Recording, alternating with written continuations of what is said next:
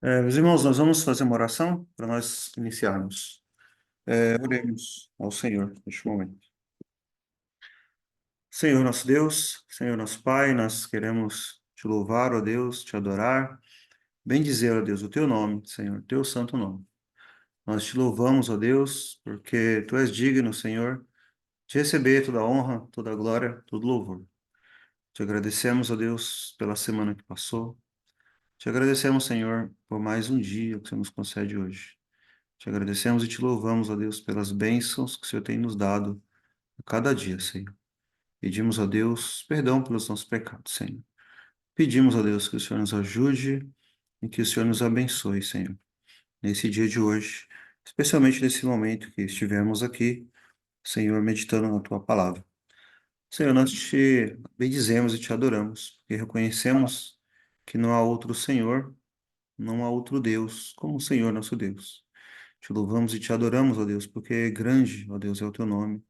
E tu és, ó Deus, muito digno de louvor pelas obras das tuas mãos, pela obra da criação, pela obra da providência, pela obra da redenção em Cristo Jesus. E tu és digno, Senhor, por quem tu és, pela tua santidade, Senhor, pela tua justiça, pela tua ira, pelo teu poder, pelo teu amor, pela tua misericórdia, com os quais, ó Deus, com as quais, ó Deus, tu tens abençoado o teu povo. Te louvamos, te adoramos, ó Deus. E, ó Deus, queremos pedir tua bênção sobre nós, neste momento que aqui estivermos, nesse breve momento, pedir, ó Deus, a tua bênção sobre as nossas vidas. Pedimos, ó Deus, que o Senhor abençoe cada um dos nossos irmãos e irmãs aqui hoje participando, que o Senhor tenha misericórdia, Senhor, de nós, que o Senhor nos abençoe, Senhor, nesse dia, neste momento. Abençoa, ó Deus, nossas vidas, abre o nosso coração e nosso entendimento, Senhor, e dá-nos, ó Deus, clareza na tua palavra, que o Senhor possa nos edificar, nos abençoar, Senhor, no momento que aqui estivermos, ó Deus. Abençoa também aqueles que não puderem participar. Abençoa os irmãos que estão lutando, ó Deus, com enfermidades, ó Deus, neste momento, aflições, questões, ó Deus, de trabalho, questões financeiras. Abençoa cada irmão, Senhor, cada irmã nessa situação, te pedimos. Abençoa, Deus, aqueles irmãos que estão sofrendo grandes lutas, dificuldades, como lá no Rio Grande do Sul, Senhor. Tem de misericórdia da tua igreja naquele lugar, do teu povo ali, Senhor. E também todas as pessoas ali sofrendo com isso. Que o teu nome, ó Deus, seja engrandecido, Senhor, mesmo em meio a tamanha aflição, tamanha dificuldade, Senhor. Tem de misericórdia, Senhor, de nós e nos ajude, Senhor, nos abençoe. Oramos por este país. Que o Senhor nos conceda, ó Deus, igrejas verdadeiramente bíblicas, reformadas. Que o Senhor nos conceda, ó Deus, pessoas, ó Deus, ministros do Evangelho, verdadeiramente comprometidos, ó Deus, com teu santo Evangelho. Levanta, Senhor, pessoas cada vez mais desejosas, ó Deus, e comprometidas, ó Deus, com a tua palavra, com teu santo Evangelho, Senhor. Ó, Senhor, levanta pessoas, ó Deus, homens que não tenham a vida preciosa por si, para si mesmos, mas que completem a carreira e o ministério que receberam do Senhor Jesus Cristo para testemunhar do Evangelho da graça de Deus. Como carecemos, ó Deus, de pessoas piedosas, ó Deus, em nossos dias, em nosso meio. Nos ajude, Senhor, nos abençoe, nós te pedimos. Abençoa a pregação e o avanço do Evangelho, Senhor, nós te pedimos, tanto no Brasil quanto no mundo. Oramos pelos irmãos de diversos países, pelos nossos irmãos lá em Moçambique, ó Deus, os irmãos aqui do Brasil, em todos os lugares, os irmãos na Escócia, Estados Unidos, Canadá, Japão, na China, tantos países, ó Deus, tantos lugares, tantas dificuldades, ó Deus. Tem misericórdia, Senhor, e abençoa, Senhor, a tua igreja. Nós te pedimos, ó Deus. Quanto a nós, ó Deus, nos ajude. Dá-nos, ó Deus, o teu Espírito, que o Senhor possa derramar sobre nós, o teu Espírito possa nos conceder, Senhor, cada vez mais a tua presença, Senhor. Nos ajude, nos abençoe. Essa é a nossa oração, Senhor. Em nome de Jesus Cristo, nosso único Senhor e Salvador. Amém. Amém. Meus irmãos, nós vamos agora cantar um salmo. O salmo, não sei se todos aqui conhecem, Salmo 84. Vou fazer como estamos fazendo desde a semana passada. Eu vou compartilhar aqui na tela, Salmo. Só um momento, por favor. Eu preciso compartilhar o som também. É, esse compartilhamento aqui, ele está com áudio, tá? Vou dar o play aqui no áudio e tem um acompanhamento aí de instrumentos, né? Mas como eu já expliquei aqui para os irmãos, isso aqui ainda não é um culto público, né, que estamos fazendo, propriamente dito, porque nós não usamos instrumentos, né, musicais. Então, esse áudio aqui está com acompanhamento. Os irmãos que não conhecem podem acompanhar aqui, né, pela letra aí na tela, tá? Mas dessa vez eu vou deixar aqui o nosso microfone aqui ligado, que nós vamos cantar daqui também. E cada um aí pode, né, cantar, pode acompanhar, ou cantar em família, esse salmo, tá? O Salmo 84. Salmo 84, né? Então, salmo maravilhoso, belíssimo, né? Ah, o salmista, ele diz que as tendas, os tabernáculos do Senhor, a presença do Senhor é muito melhor. É muito melhor estar na presença dele do que em qualquer outro lugar. É muito melhor estar nos átrios do Senhor. Ele diz que até o pardal achou para si casa para morar, e a andorinha, o ninho para si, mas eu achei o teu altar, Senhor dos Exércitos. Meu Rei e Deus meu, que nós possamos ter esse sentimento, né? Esse anseio, esse desejo pela presença de Deus. Então, Salmo 84.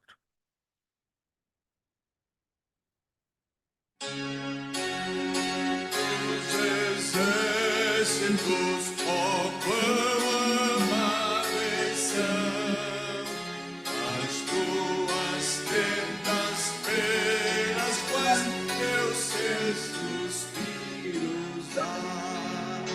E o meu rico se esvai pelos átrios do Senhor. Ao Deus vivente clamam minha carne e coração. Até o pardal pra si achou a casa pra morar, e a andorinha encontrou um ninho para si, que acolha os seus filhotes, achei o teu altar, ó Senhor dos exércitos, meu Rei, meu Deus, tu és. Os que habitam o lugar da casa do Senhor, continuamente louvam Deus e bem felizes são. Feliz é o varão cuja força está em ti, que tem no coração caminho reto, puro e bom,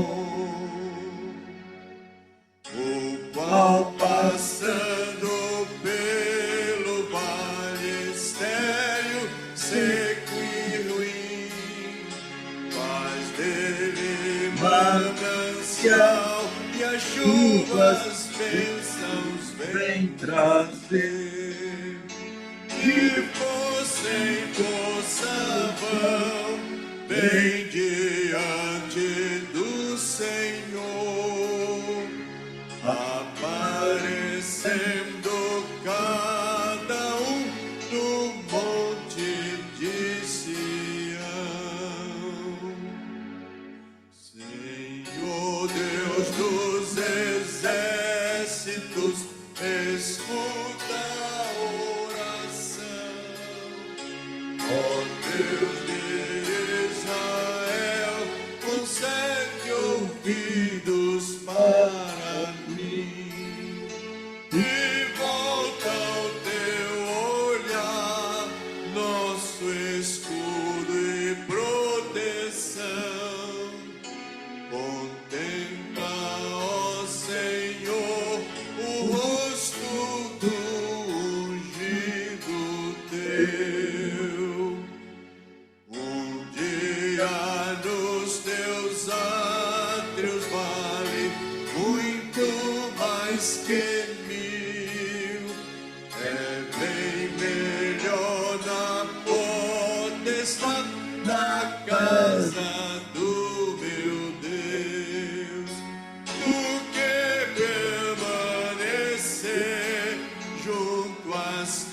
máquinas do homem mau, pois o Senhor Javé é nosso sol e proteção.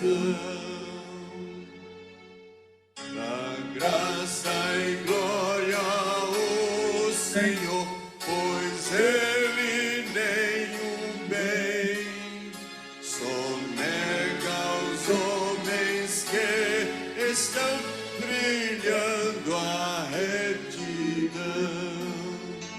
Yahvé, Senhor das hostes, feliz é o homem que em ti confia para sempre, ó Deus de Israel. Amém. Então, Senhor, Deus dos exércitos, escuta a oração. É como o Senhor escuta a nossa oração, né? Contemplando, ó Senhor, o rosto do ungido teu. Ungido ao Messias, Cristo. Então, é por meio de Cristo, né, que o Senhor ouve e escuta as nossas orações. Amém. Vamos abrir a palavra do Senhor, então, no livro de Cantares de Salomão, capítulo 1. Na verdade, nós vamos começar hoje o capítulo 2. Nós terminamos recentemente o capítulo 1 de Cantares de Salomão, porém eu vou ler aqui o capítulo inteiro, do versículo 1 ao 17. Cantares de Salomão, capítulo 1 ao 17. E hoje nós vamos meditar no versículo 1 do capítulo 2. Tá? Então, Cantares de Salomão, capítulo 1, versículo 1. Diz assim a palavra do Senhor. Cântico dos cânticos que é de Salomão. Beije-me ele com os beijos da sua boca, porque melhor é o teu amor do que o vinho. Suave é o aroma dos teus ungüentos, como unguento derramado é o teu nome. Por isso as virgens te amam. Leva-me tu, correremos após ti. O rei me introduziu nas suas câmaras. Em ti nos regozijaremos e nos alegraremos. Do teu amor nos lembraremos. Mais do que do vinho, os retos te amam. Eu sou morena, porém formosa, ó filhas de Jerusalém, como as tendas de Quedar, como as cortinas de Salomão. Não olheis para o eu ser morena, porque o sol resplandeceu sobre mim. Os filhos de minha mãe dignaram-se contra mim. Puseram-me por guarda das vinhas. A minha vinha, porém, não guardei. Dize-me, ó tu, a quem ama a minha alma, onde apacentas o teu rebanho? Onde o fazes descansar ao meio-dia? Pois por que razão seria eu como a que anda errante, junto aos rebanhos de teus companheiros? Se tu não o sabes, ó mais formosa entre as mulheres, sai-te pelas pisadas do rebanho, e apacenta as tuas cabras junto às moradas dos pastores. As éguas dos carros de Faraó te comparo, ó meu amor. Formosas são as tuas faces entre os teus enfeites, o teu pescoço com os colares. Enfeites de ouro te faremos, com incrustações de prata. Enquanto o rei está assentado à sua mesa, o meu nardo exala o seu perfume. O meu amado é para mim como um ramalhete de mirra, posto entre os meus seios, como um ramalhete de hena nas vinhas de Engede. É para mim o meu amado. Eis que és formosa, ó meu amor.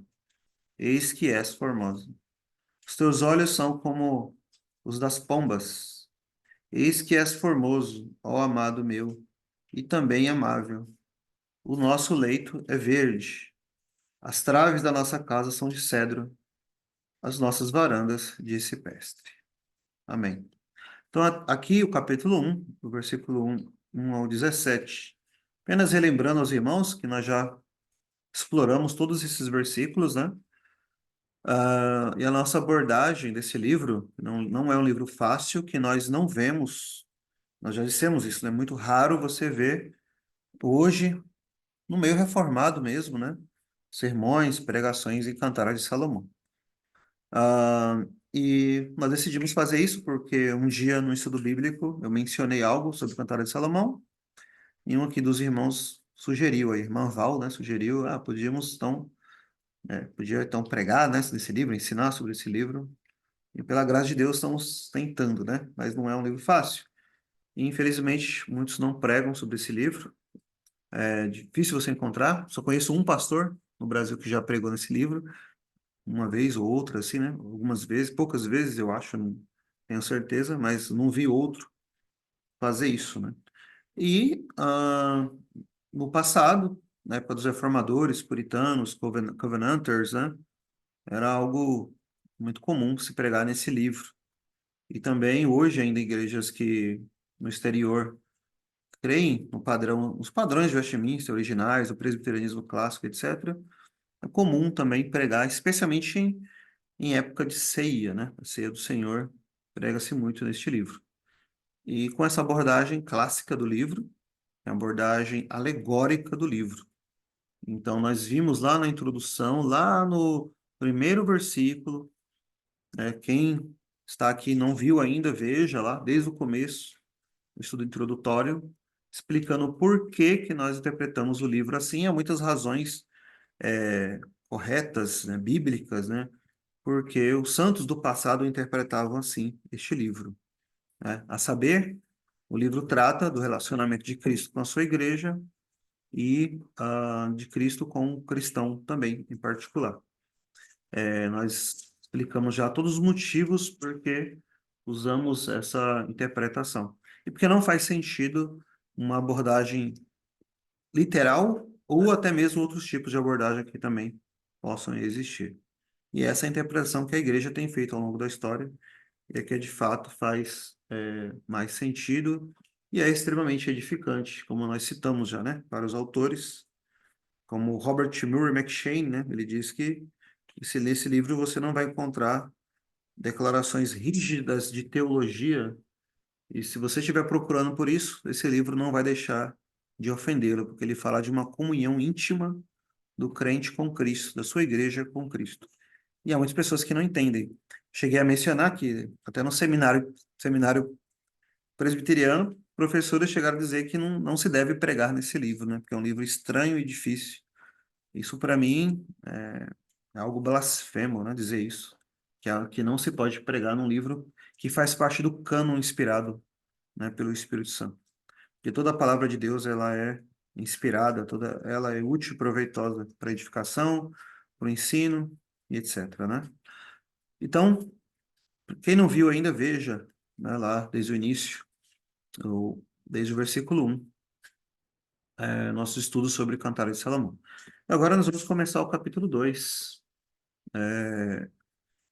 versículo 1. Vou pedir para você me acompanhar na leitura desse versículo. Capítulo 2, versículo 1. Diz o seguinte, capítulo 2, versículo 1. Eu sou a rosa de Saron, o lírio dos vales. Eu sou a rosa de Saron, o lírio dos vales. Então, aqui na nossa continuação, iniciando hoje o capítulo 2, é um capítulo também riquíssimo, né? Para a vida espiritual do crente. Conversando ontem com um pastor americano, ele mencionou para mim, estava comentando com ele sobre esse livro, né? E ele comentou de um puritano que eu nunca nem tinha ouvido falar nele ainda, né? John Collins, puritano inglês, século XVII. Ele tem um livro inteiro que ele escreveu só sobre o capítulo 2 de Cantares de Salomão. Aí nós estávamos conversando assim, né, sobre esse assunto aqui desse livro, pelo Zoom. Aí ele pegou o livro e me mostrou, né, nessa grossura assim, um livro enorme, somente o capítulo 2, Cantares de Salomão, desse autor, desse puritano, né. Não sei os motivos porque foi só o capítulo 2, né, ele publicou, Parece que deve ter o primeiro também, mas, se eu não me engano, é só o 2. E os que ele mostrou ontem é somente o 2, né? Somente o capítulo 2. Mas parece que tem algo do capítulo 1 também, não sei. Mas ele não fez todo o livro, né? Mas é um livro enorme, só sobre o capítulo 2. E ele começa, então, a exposição por esse versículo aqui, né? Eu sou a rosa de Saron, o lírio dos vales. E falando dessa interpretação, eu comentei agora há pouco, você pode consultar autores clássicos, antigos, se você vai anotar que esta, de fato, é a abordagem deles, né? Então, nós vamos explorar aqui um pouco, então, esse versículo, apenas um. Eu sou a rosa de Saron, o lírio dos vales. Meus irmãos, eu gostaria de compartilhar com vocês aqui duas coisas importantes, dois pontos apenas importantes aqui nesse versículo. O primeiro é a glória de Cristo, a glória de Cristo. E o segundo ponto é vendo a glória de Cristo. O primeiro é a glória de Cristo, e o segundo, vendo a glória de Cristo, como posso ver a glória de Cristo. Então, nesse versículo, irmãos, nós temos aqui essa fala, eu sou a rosa de Saron, lírio dos vales. A maioria dos intérpretes acreditam que ele está continuando os versículos anteriores, obviamente, né? E há uma fala do amado, uma fala da amada ali, né? Sempre ali, como que um diálogo, né, entre eles. E esse versículo 2, capítulo 2, versículo 1, essa fala aqui, é do amado, é o homem, o amado, no caso entendemos como Cristo, né? Falando acerca de si mesmo. E ele diz, eu sou a rosa de Saron, o lírio dos vales. Nós já vimos muitas vezes, em vários estudos, sermões, pregações, que as escrituras, elas usam muitos símbolos como esse para falar de Jesus Cristo, para falar do nosso Senhor Jesus Cristo. Por exemplo, as escrituras falam de a Cristo como a pedra, né? A pedra angular, ou como aquela pedra espiritual lá em 1 Coríntios 10, do qual todos beberam, né?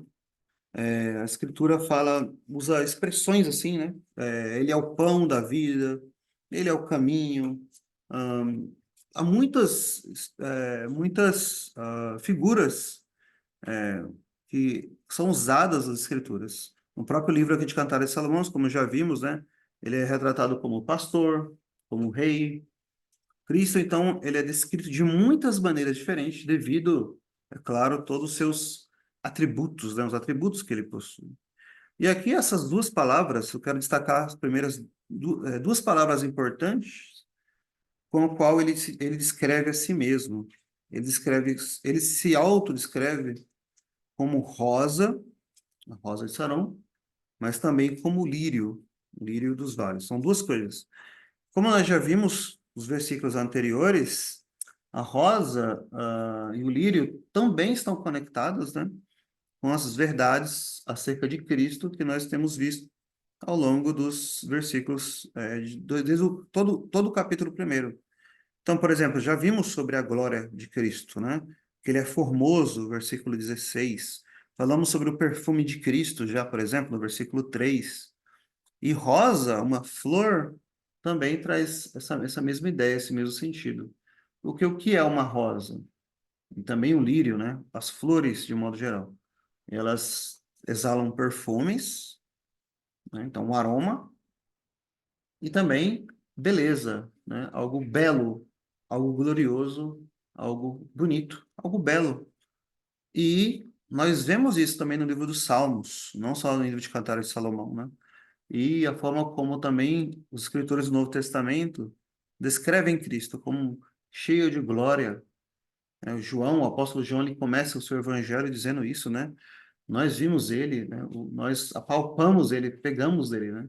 No Messias, no Verbo de Deus, cheio de glória, cheio de verdade, nele, Hebreus vai dizer que estão, perdão, o apóstolo Paulo lá em Colossenses ele diz que lá em Cristo estão escondidos todos os tesouros da sabedoria, né? E em Hebreus ele diz que ele é exata, né? Expressão do ser de Deus. Ele é glorioso.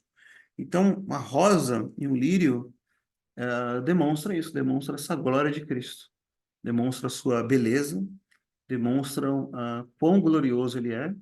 E também a rosa e o lírio têm a ver com os perfumes, né, que exalam. Nós vimos já, né, anteriormente, como quando o crente, o verdadeiro crente, estando em Cristo, justificado, ele tem agora o perfume de Cristo. Lembra? Os irmãos vão se lembrar disso? Nós citamos 2 Coríntios, né, na ocasião, onde o apóstolo Paulo fala que nós somos o bom perfume de Cristo. Então, através do seu sacrifício, Cristo, morrendo por nós, nos salvando, nos justificando, diante de Deus, nós que somos pecadores, indignos dele, nós agora temos essa aceitação por parte de Deus, e nós que antes éramos desagradáveis a Deus, somos agradáveis agora no amado. Lá em Efésios 1, o apóstolo diz isso, né? Então, há um aroma no sacrifício de Cristo, há um bom perfume, e esse perfume está em nós. E nós temos que exalar esse bom perfume, já que estamos em Cristo. E exalamos esse perfume até as narinas de Deus, o Pai, mas também de uns para com os outros. Onde quer que você vá, você exala, você deve exalar o perfume de Cristo. Você já sentiu o perfume de Cristo? O aroma, o aroma da piedade em alguns irmãos, em irmãos em Cristo, irmãos talvez com quem você já conversou, irmãos com os quais você teve comunhão, e você percebe que há algo de Cristo ali naquela pessoa. E há pessoas, infelizmente, né, em igrejas e até em ministros do evangelho, que você consegue perceber, né? Que aquela pessoa não é uma pessoa de oração, uma pessoa consagrada de fato a Deus. Mas há algumas pessoas que você percebe algo de Cristo ali. Essa pessoa tem uma beleza espiritual, uma piedade, né, uma santidade. Isso é possível para aqueles que estão em Cristo Jesus. Então, as flores denotam isso. E isso que temos visto aqui desde o versículo 1, do capítulo 1 até o versículo 17. Mas algo importante também que eu gostaria de destacar aqui para os irmãos é especialmente a questão do lírio, né? Não apenas a rosa, mas ele se autodenomina o lírio dos vales, né? O lírio. E é interessante que nós vemos algo sendo dito sobre o lírio lá no Evangelho de Mateus, capítulo 6. Eu vou abrir aqui e vou ler para os irmãos, caso vocês queiram ler também, Mateus capítulo 6. O Senhor Jesus, né, o trecho aqui do Sermão da Montanha, quando ele fala sobre as inquietações deste mundo, né? E no Evangelho de Mateus, capítulo 6, veja o que diz o Senhor Jesus. Ele diz o seguinte, versículo 28. Mateus capítulo 6, versículo 28. Ele diz: Quanto ao vestuário, por que andais ansiosos? Olhai para os lírios do campo, como eles crescem, não trabalham, nem fiam. E eu vos digo que nem mesmo Salomão, em toda a sua glória, se vestiu como qualquer deles. Então, o Senhor Jesus falando aqui sobre os cuidados dessa vida, sobre as inquietações, e só está preocupado, né, com as suas vestes, como você vai vestir. O Senhor Jesus disse: Olhai para os lírios do campo. Veja, eles não trabalham, né? Não fiam, né? Mas vejam, olhai para os lírios do campo, como eles crescem. E Salomão, em toda a sua glória, veja bem, Salomão, alguns meses atrás nós fizemos aqui um sermão, né, sobre Salomão, como um tipo de Cristo. Os irmãos vão se lembrar que Salomão, ele é um tipo de Cristo, e toda a glória de Salomão, você lê lá, estudar um pouco sobre Salomão, Primeira Crônicas, Primeira Reis, toda a riqueza que ele tinha, nem os homens mais ricos do mundo hoje chegam perto da riqueza que Salomão teve. O que Deus disse era verdade, que não haveria ninguém como ele depois dele, em termos de riqueza, sabedoria e etc, né? Então a glória de Salomão foi algo que para nós, até mesmo para nós hoje, com toda a modernidade, com toda a tecnologia que nós temos, a glória de Salomão é algo inimaginável para nós hoje. Mas veja, nem mesmo Salomão, com toda essa glória, ele conseguiu se vestir tão bem como os lírios do campo. Existem muitos tipos de lírios, se você pesquisar, mas uma das principais características é a beleza deles. São tão belos, que nem mesmo Salomão conseguiu se vestir como qualquer um deles. Veja, mesmo Salomão, em toda a sua glória, não conseguiu se aproximar dessa beleza que os lírios do campo possuem. Mas aqui em Cânticos de Salomão, Cantares de Salomão, capítulo 2, Cristo, ele não diz aqui que ele conseguiu se vestir como o lírio. Ele diz que ele é o próprio lírio. Eu sou a rosa de Saron, o lírio dos vales. Então, Salomão não conseguiu nem se aproximar de uma semelhança com esses lírios. Cristo é o próprio lírio, ou seja, ele é cheio de glória. Não há ninguém, não há nada neste mundo semelhante, igual a Cristo. Nada. Não existe nada nem ninguém semelhante a ele. Só ele é cheio de toda essa glória. Não há nenhum rei aqui neste mundo, nem mesmo Salomão, pode se comparar com a glória de Cristo, né? Citando aqui um escritor famoso, né, que os irmãos conhecem, Samuel Rutherford, ele disse o seguinte, Samuel Rutherford diz o seguinte: coloque a beleza de 10.000 mundos paradisíacos, como o Jardim do Éden, em um só. Consegue imaginar isso? Imaginar isso? Toda a beleza de um paraíso num lugar só. Coloque todas as árvores, todas as flores, todos os cheiros, todas as cores, todos os sabores, todas as alegrias, toda a doçura, toda a beleza em um só. Ó, que coisa bela e excelente isso seria. Seria maravilhoso? Tudo, toda a glória ali que havia no Jardim do Éden.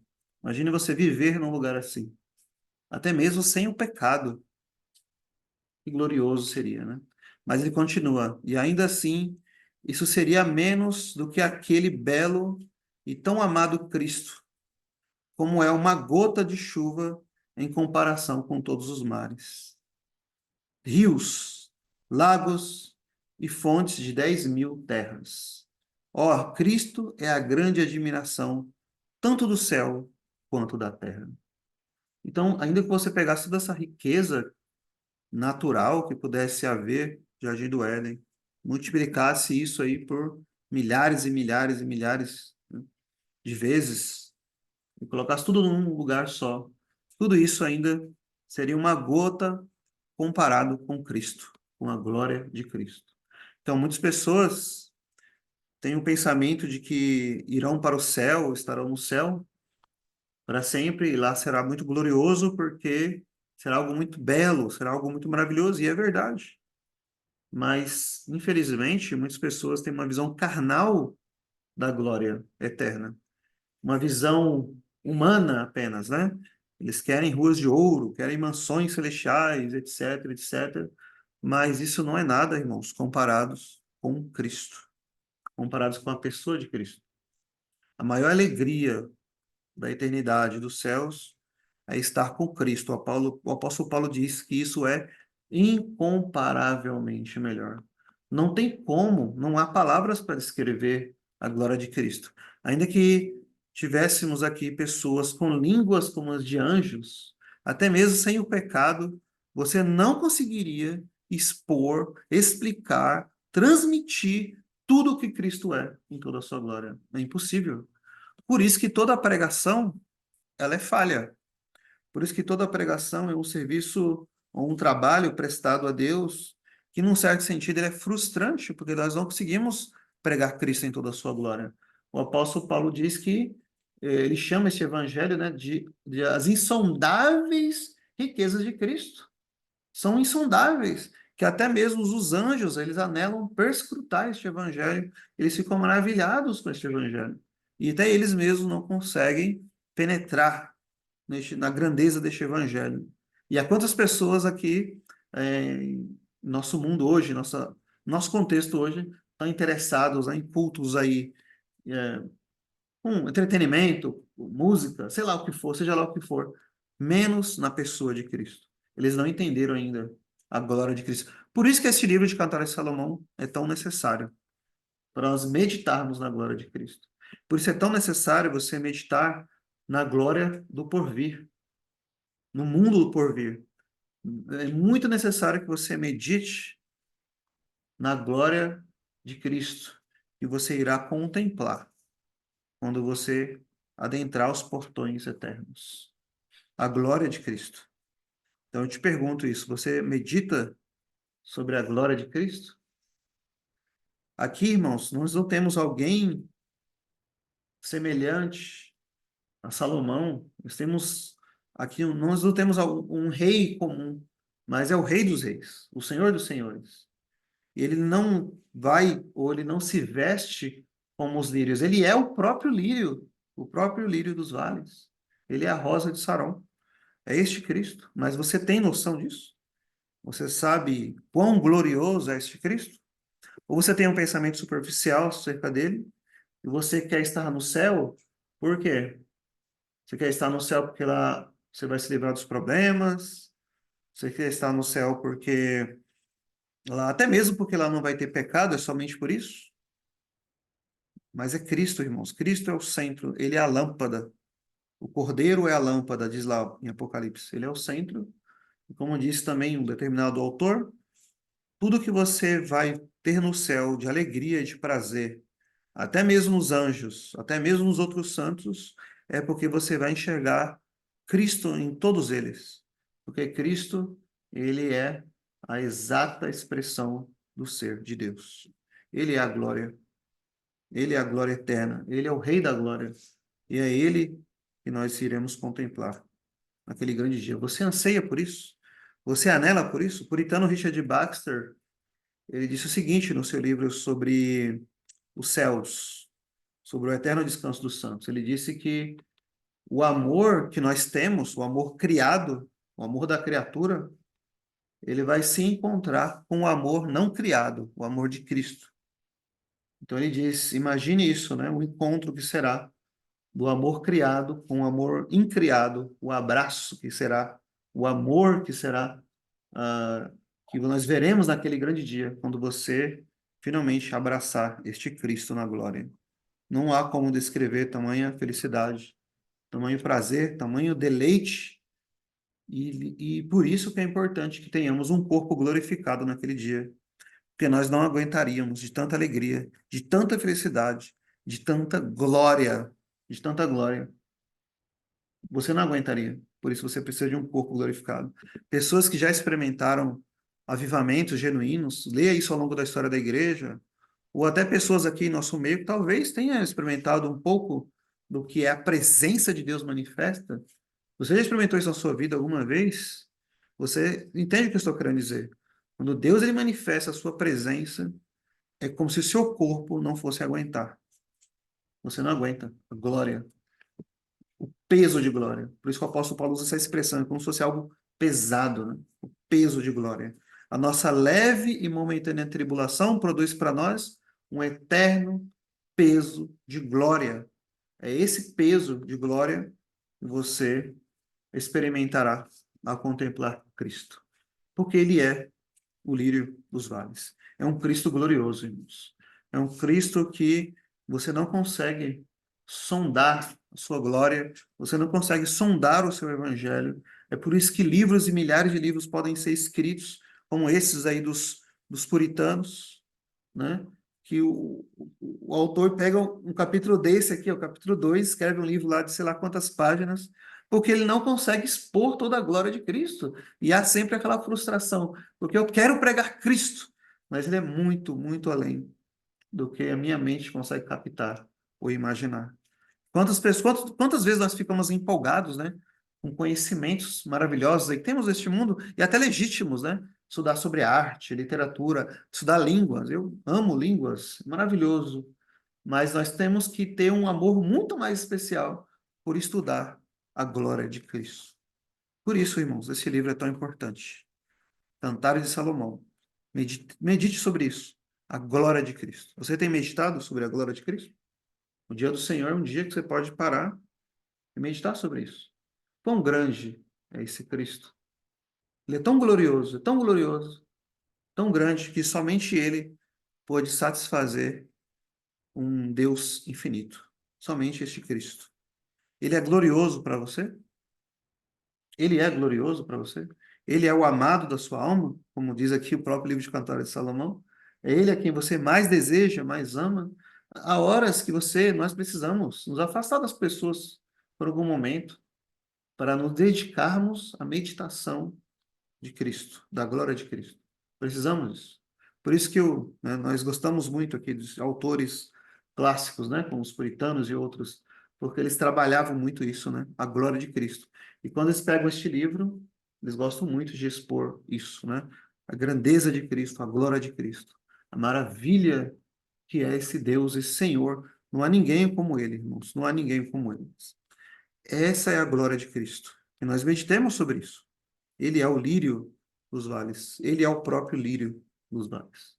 Você tem visto, tem meditado sobre a glória de Cristo? Se você não tem feito nada a respeito disso, que você possa fazer. E se Cristo não é o deleite da sua alma, então você questione até mesmo a sua conversão.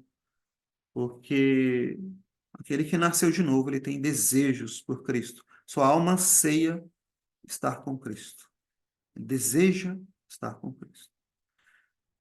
Então, irmãos, a glória de Cristo. Mas, em segundo lugar,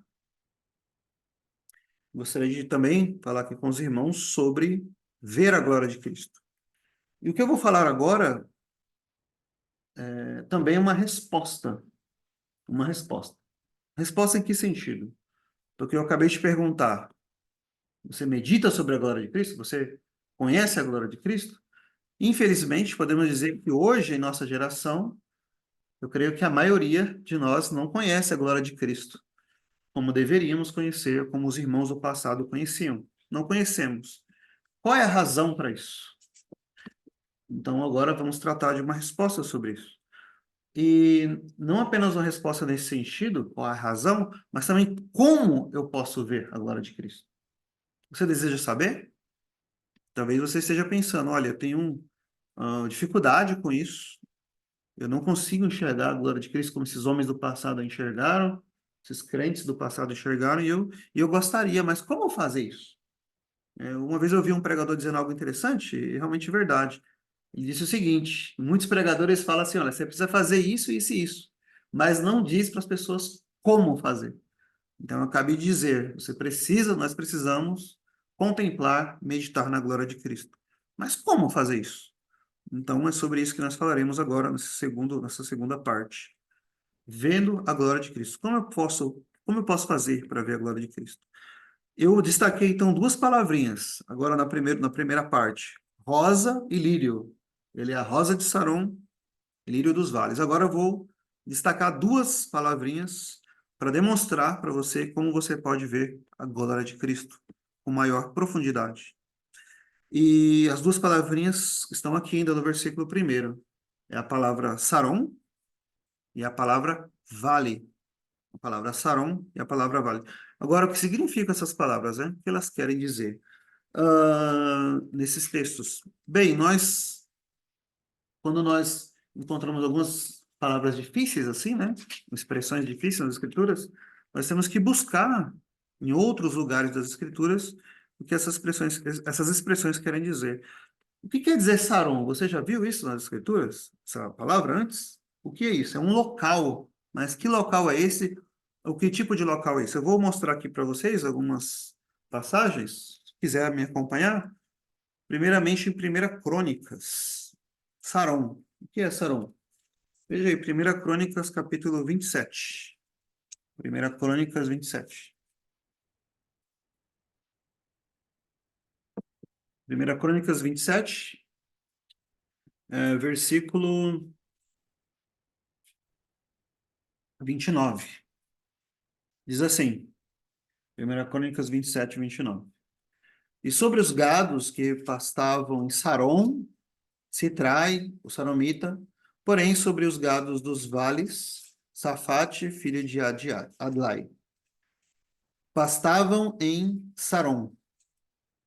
Né? O que quer dizer isso? Saron é um local, segundo os comentaristas bíblicos, um local onde era considerado frutífero para os animais pastarem. Havia alimento ali, havia pasto ali, né, para esses animais. Por isso ali eles pastavam, né, em Saron. Mas veja também outros textos no livro de Isaías. Vá lá comigo no livro de Isaías. Eu faço questão de que você veja esses textos para ficar claro o que nós queremos dizer. Isaías, o livro de Isaías é o capítulo 33.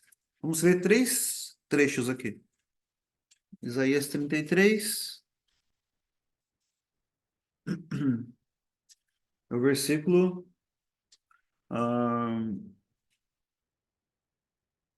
de número 9.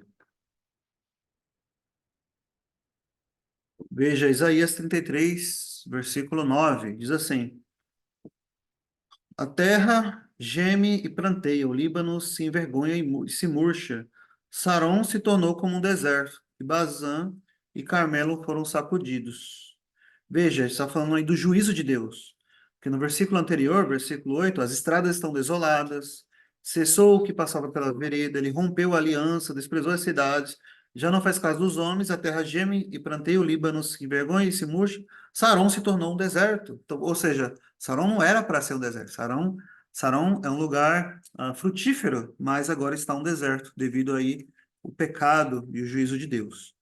E veja agora no capítulo 35, vira aí uma ou duas páginas da sua Bíblia, Isaías 35, versículo 1 e 2, diz assim: O deserto e lugar solitário se alegrarão, e o ermo exultará e florescerá como a rosa. Abundantemente florescerá, e também jubilará de alegria e cantará. A glória do Líbano se lhe deu, a excelência do Carmelo e de Saron.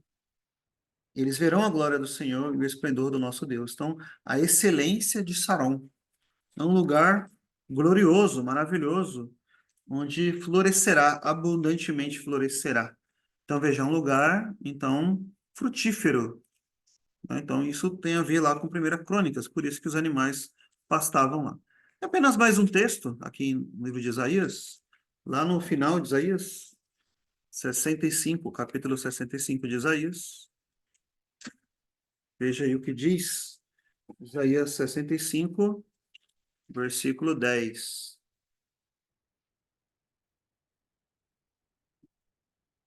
Tem a ver aí também com os animais, como que um lugar frutífero, um lugar onde há alimento para os animais, né? Versículo 10. E Saron servirá de curral de rebanhos, e o vale de Acor, lugar de repouso de gados, para o meu povo que me buscou. Então veja, Saron, um lugar então frutífero, um lugar então onde floresciam a- as flores, onde havia campina, onde havia pasto para os animais. Porém, esse lugar, Saron, geralmente ele era em vales, eles ficavam em lugares baixos. Por isso aqui, eu sou a rosa de Saron, o lírio dos vales. Então, duas palavras eu disse, Saron e vale. Então, essa rosa e este lírio está em Saron e também nos vales. Agora, o que quer dizer vale nas escrituras? O que quer dizer vale nas escrituras, irmãos? Não só nas escrituras, mas se você parar para pesquisar na geografia, o vale é um lugar baixo, ele fica geralmente entre duas montanhas. Nós moramos no Japão, as cidades lá são criadas, foram é, construídas em vales lá, né? Há muitas montanhas, muitas montanhas. Você olhar o mapa, a topografia, as cidades foram feitas em vales, é lá embaixo, algo lá embaixo, né? Vale, então, é um local muito baixo, geralmente entre duas montanhas, um lugar muito baixo. As escrituras também apresentam o vale como um lugar difícil, espiritualmente falando, porque se refere a algo baixo. Então, nós vimos aqui no Salmo 84, agora há pouco, né? O vale, é mencionado um vale lá no versículo 6, um vale seco, estéril e ruim, o vale, mas também o Salmo 23, vale da sombra e da morte. É um lugar de grande dificuldade, de grande luta. Vale espiritualmente, alguns crentes do passado falavam isso, né? Como que você está, irmão? Estou passando pelo vale. Né? O que quer dizer isso, né? O vale. Para uma aflição, para uma angústia, um momento difícil, né? É, vale é isso. E se você nunca leu o livro O Peregrino, ou melhor, se você já leu, você vai lembrar. Para quem não leu aqui, faça um favor a si mesmo e leia O Peregrino de John Bunyan, e tendo aquela alegoria espiritual. Existe um capítulo chamado Vale da Humilhação. Os irmãos já ouviram falar nisso? O Vale da Humilhação. É um capítulo do livro do Peregrino. Tem a ver com esse princípio bíblico, né? Então, ali, o peregrino ele tem que descer um lugar bem difícil, bem íngreme, e ali ele vai lutar. Ele vai lutar contra Apolion. E esse lugar é para humilhar o peregrino, é para humilhar ele.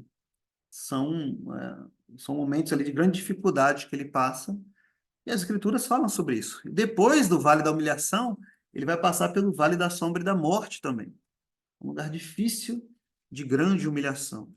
Você não leia esse livro? Leia, leia em família, leia em particular, mas leia. E além do livro O Peregrino, existe um segundo livro chamado A Peregrina. Não sei aqui se algum irmão já leu, já ouviu falar. Também recomendo fortemente que leia. Esse livro, A Peregrina, ah, é muito interessante porque ele é diferente, muito diferente do primeiro livro. E nesse livro, o autor ele cria personagens muito diversos, há uma diversidade de personagens, onde nós vemos ali cristãos bem maduros e piedosos, e cristãos bem pequenos e fracos e tímidos. Toda sorte, todo tipo de cristão ali é descrito pelo autor. E eu achei muito interessante um personagem que é descrito no livro, a Peregrina. Esse personagem é descrito quando a Peregrina e o personagem que está guiando todos os irmãos estão ali com eles, né? Eles estão caminhando também rumo à cidade celestial. Eles chegam no Vale da Humilhação. Assim como o peregrino no primeiro livro, eles também devem chegar nesse lugar. Eles começam a descer o vale, muito difícil, o Vale da Humilhação. Eles começam a descer o vale e enfrentam ali dificuldades. Eles comentam das dificuldades que o peregrino enfrentou no livro anterior. E ali, nas conversas que eles estão tendo, o Coração Valente, ou é Grande Coração, se eu não me engano, né, o nome dos personagens, e relata o caso de um outro personagem que havia passado por lá, e o personagem, numa tradução que eu já vi em português, porque às vezes muda, né, o nome do personagem, dependendo da tradução, a tradução que eu vi, um personagem chamado Temente. Se você lê esse livro, preste atenção nesse personagem. Temente, temeroso, algo nesse sentido. Ele tem medo de tudo. Ele é um crente, mas ele tem medo de tudo. Primeiro lugar que ele chega, que ele tem que bater para entrar na porta, para ceiar, ele fica vários dias com medo de entrar na casa que Cristo preparou para ele ceiar. Ele tem medo, ele fica vários dias na porta e não bate na porta, com medo de ser rejeitado. Quantos cristãos são assim, irmãos? Né? Dificuldades quanto à fé, medo, né? Anda devagar. O livro mostra personagens assim. Esse homem é temente, ele teme. Tudo ele tem medo, tudo ele tem medo. Mas ele é um crente verdadeiro. Né? Em todas as suas dificuldades, ele é um crente verdadeiro. E aí, em toda situação que ele passa, ele sofre muito, esse crente. Porque ele é temente, porque ele é temeroso. Porém, quando o personagem fala assim, que esse temente, ele chegou no Vale da Humilhação. Ele chegou no Vale da Humilhação também. E aí foi o melhor lugar que ele passou. Foi o Vale da Humilhação, o temente a Deus. Esse personagem temente. Então, todas as pessoas, todo crente ali sente um grande desconforto, né? A princípio, no Vale da Humilhação. Mas esse crente temeroso, ele corria todo feliz, pegava as flores, rolava pelo campo, cheirava as flores, todo feliz, todo contente, porque ele estava no Vale da Humilhação. Muito interessante essa descrição do John Bunyan, né? Então, crentes mais humildes, né? Essa é a ideia que ele quer passar. Eles se sentem bem quando passam pela humilhação, né, de Deus, enquanto crentes que ainda lutam contra o orgulho em grande dificuldade. O vale da humilhação. Então, irmãos, esse lírio, ele se encontra no vale. Essa rosa que é Cristo, o lírio que é Cristo, e a rosa que é Cristo. A rosa se encontra em Saron, o lírio se encontra no vale. O que isso significa? O que eu estou querendo transmitir para os irmãos? É o seguinte: você tem dificuldade em enxergar Cristo na sua glória? Você tem dificuldade em meditar em Cristo como glorioso, como acabamos de falar? Talvez é porque você precisa se humilhar mais diante de Deus. Talvez é porque você precisa, ou nós precisamos, descer até o vale da humilhação. É lá que você vai encontrar esse lírio.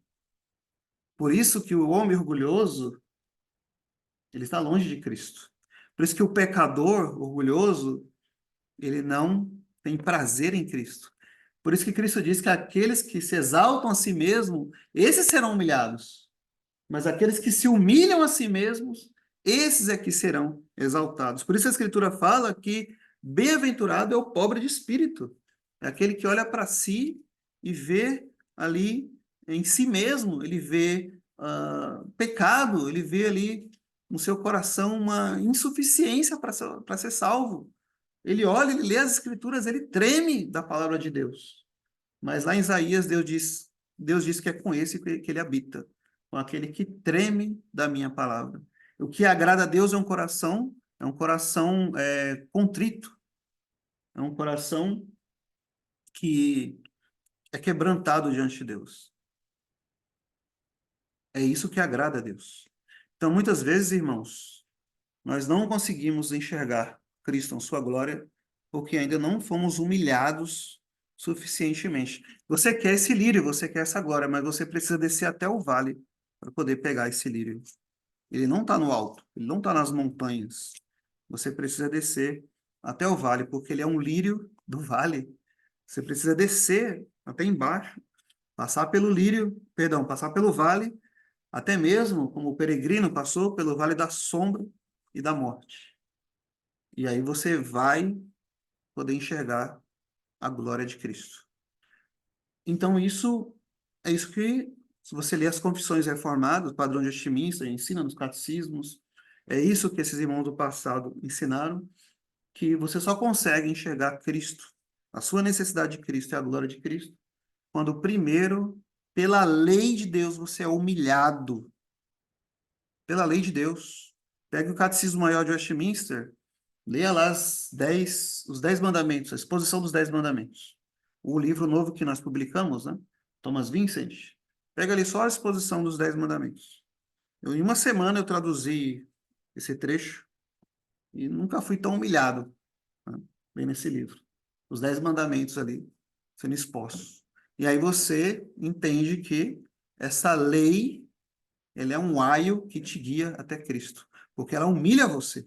E é isso que você precisa para poder enxergar a sua necessidade de Cristo. Você precisa ser humilhado, precisa descer até o vale para enxergar a glória de Cristo. Então, se você enxerga pouco a glória de Cristo, se você não tem, você tem uma pequena compreensão muito rasa, superficial acerca da glória de Cristo, talvez é porque você precise meditar mais aí na lei de Deus, dos 10 mandamentos.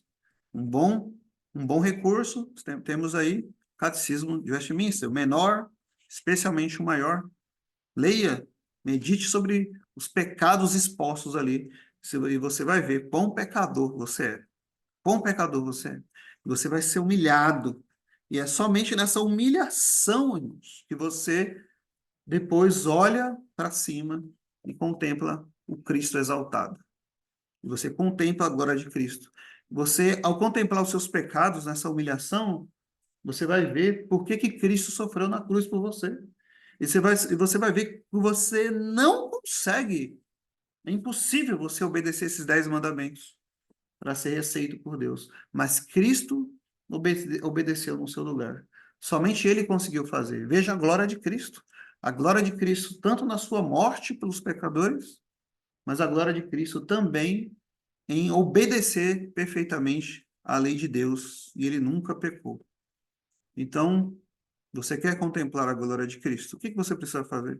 Primeiro, todo pecador precisa fazer isso. Reconhecer seus pecados. Meditar na maldade do seu próprio coração e entender que você merece a justiça e a ira de Deus para sempre. Só então, descendo até lá, né, como eu já ouvi também um pregador dizer, a única maneira, talvez a única maneira de você escapar do inferno é primeiro colocando você mesmo lá no inferno. Você faz isso, reconhecendo que Deus seria santo, justo, perfeito, se ele te condenasse eternamente ao inferno. Você primeiro precisa se colocar lá.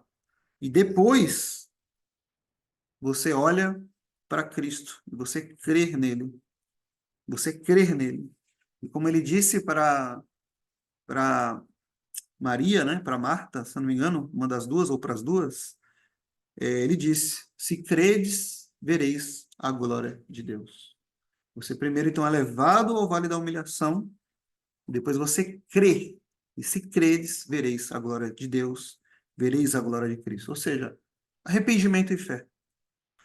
Isso não é só no início da caminhada cristã, irmãos, mas é uma ação contínua do crente.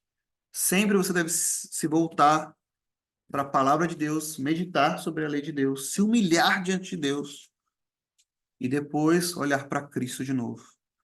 Sempre esse equilíbrio, como que um pêndulo, né?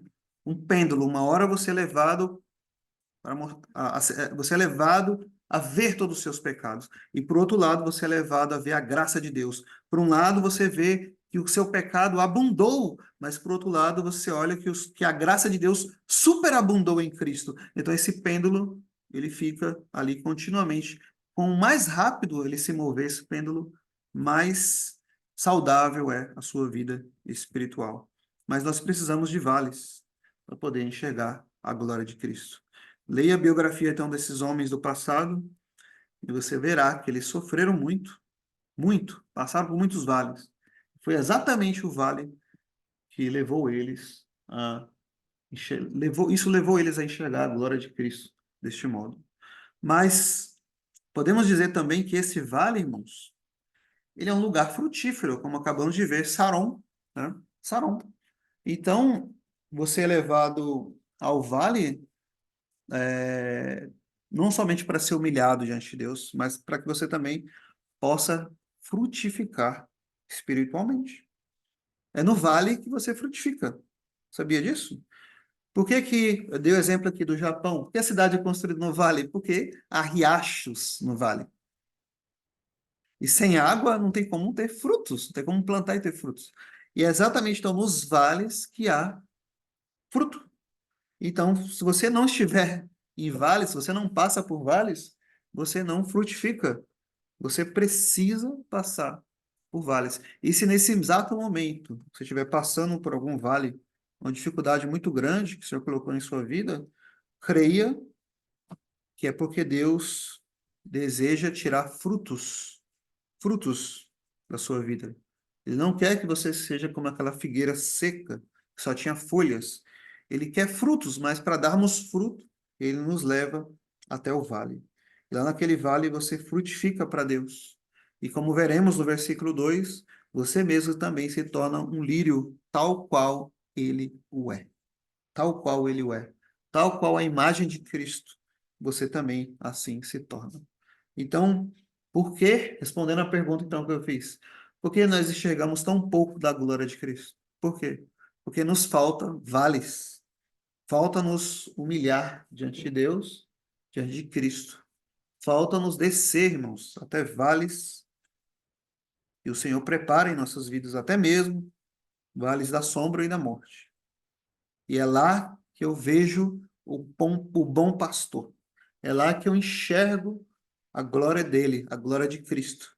É um paradoxo, mas é exatamente isso. Aqueles que se humilharem, eles te serão exaltados. Aqueles que são levados até lá embaixo, até o vale, são esses que serão exaltados até acima das montanhas. Serão levados não só acima das montanhas, mas até o Monte Santo do Senhor um dia e entrarão nos portais da glória, como o próprio Cristo entrou. Meus irmãos, que nós possamos meditar sobre isso. Medite sobre isso. Nos vales que você tem passado, o Senhor tem em vista o seu bem. E todas as coisas cooperam para o bem daqueles que amam a Deus. E Deus quer que você contemple a glória de Cristo. Deus quer que você veja esse lírio. Você deseja desfrutar do cheiro desse lírio, o lírio dos vales. Você deseja contemplar a beleza desses lírios, do lírio do vale, o lírio por excelência que é Cristo Jesus. Então, louve a Deus, porque é nessas circunstâncias que ele te faz enxergar. Como diz ele lá, como ele mesmo diz lá nos Salmos, né? Salmo 50, invoca-me no dia da angústia, eu te livrarei e tu me glorificarás. E é no dia da angústia, então, que nós invocamos a ele, descemos até o vale e vemos a sua glória no vale, irmãos. É lá que você vai enxergar a glória de Cristo. É lá que você vai enxergar. Não sei a situação que você passa no momento. Talvez algo nublado, algo até escuro. Escuro, vale da sombra. Pode ser. Você esteja no vale das sombras. Mas, como eu vi certa vez também, algo interessante, né? O pastor falou que sua filha estava com medo, né? De dormir no escuro. Muitas crianças, medo, né, do escuro. Mas se você acender a luz, você apagar, as coisas estão do mesmo jeito, né? Do mesmo jeito. Então Deus às vezes apaga a luz, vale da sombra, né? E você não consegue enxergar nada. E aí você consegue, você deseja mais agora buscar essa luz, exatamente por causa do escuro, né? É o escuro que te leva para a luz, é o vale que te leva a buscar a glória de Cristo. São essas situações de angústia e dificuldade, irmãos. Então que você anele e deseje esse vale perdão, anele e deseje, né, não o sofrimento em si, mas a glória de Cristo. Mas que no meio do vale você aproveite a situação que você está para contemplar esse lírio que é o mais belo entre os lírios, essa rosa que é a mais bela entre todas as rosas, e a pérola de grande valor, o próprio Evangelho, a própria pessoa do Senhor Jesus Cristo. Irmãos, que Deus então nos abençoe, irmãos. É muita coisa, né, que queremos falar aqui, como eu disse no começo. Não dá para expor aqui, né? Queremos expor tantas coisas sobre a glória de Cristo, mas vou parar por aqui porque há muito o que falar. Mas que nós meditemos pelo menos até aqui, nisso. Medite nisso. Medite no lírio dos vales. Medite neste Cristo. Medite nessa verdade de que para você contemplar este lírio, você precisa muitas vezes descer a este vale, ao vale da humilhação, ao vale da sombra, e é lá que você enxerga a glória deste Cristo. Amém. Vamos orar então, irmãos? Nós vamos encerrar neste momento com uma oração. Gostaria de ver se algum irmão está podendo orar. Irmão Anderson, eu não sei se o irmão Edson está aí presente para orar também. Se não estiver, não tem problema.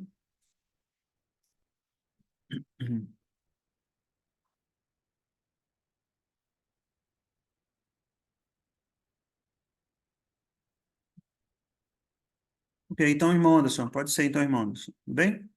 Oremos então, o irmão Anderson, oremos ao Senhor.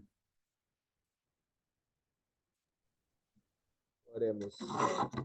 Santo Deus, amado Pai, Deus de graça e misericórdia, é um Deus bondoso, misericordioso, é um Deus que derrama seu sol, sua chuva sobre justos e injustos, é um Deus que é soberano, é feito a sua vontade, conforme o teu querer, sua vontade é boa, perfeita e agradável, em ti podemos descansar, confiar, em ti podemos lançar todas as nossas ansiedades, os nossos medos, incertezas, inseguranças.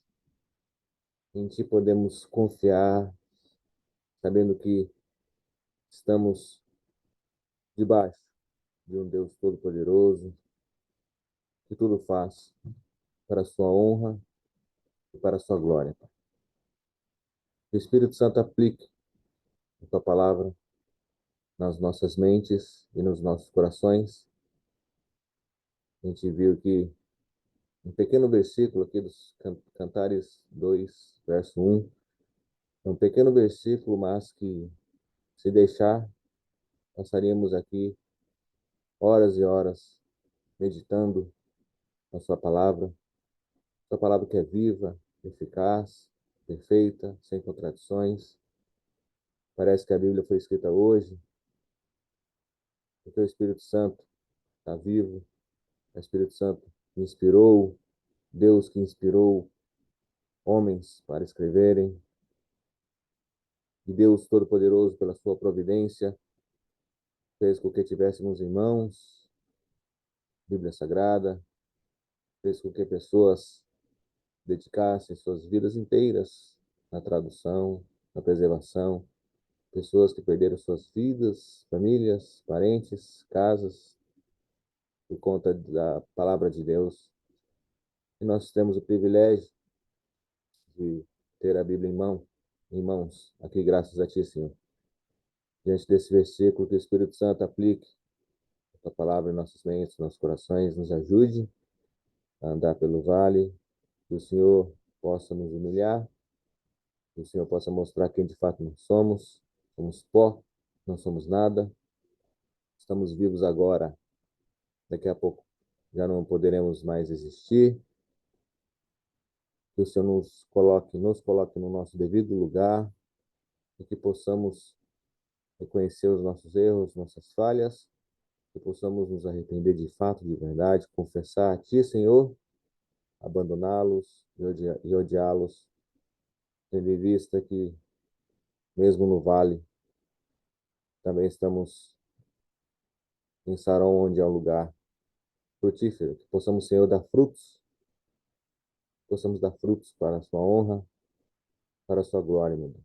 Senhor Jesus, que é a rosa de Sarão, é o próprio lírio do vale, nem mesmo Salomão, no seu esplendor, na sua glória, se vestiu como um lírio do vale, mas o Senhor diz em sua palavra que a rainha do sul se levantará no juízo com essa geração e a condenará, porque veio dos confins da terra para ouvir a sabedoria de Salomão. E eis aqui quem é maior do que Salomão. O Senhor que é maior do que Salomão. O Senhor que é cheio de glória, que possamos contemplar a sua glória, a beleza da sua santidade. Nos ajude, Senhor, grave a eternidade nos nossos olhos. Nos ajude a olhar mais para o céu, não para as coisas momentâneas aqui desta terra, pois o mundo jaz no maligno, Pai. Seja conosco, abençoe cada irmão, cada irmã aqui presente, os que não puderam estar participando. Abençoe essa semana que se inicia hoje.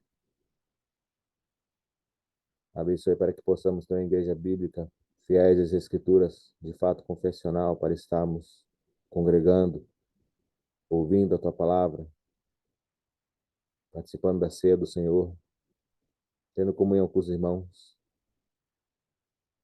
Nos abençoe e nos ajude, traga mais homens, mais trabalhadores para a sua seara, meu Pai.